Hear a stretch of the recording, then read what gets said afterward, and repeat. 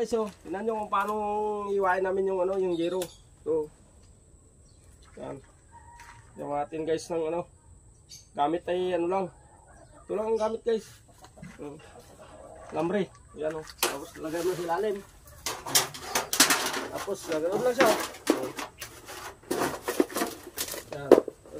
Pakam lang yung ganyan guys. Tingnan nyo guys. Diba?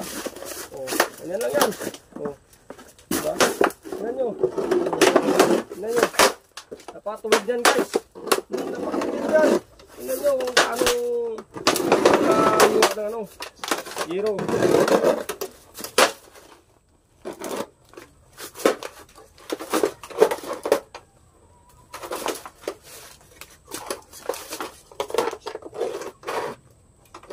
Diba guys?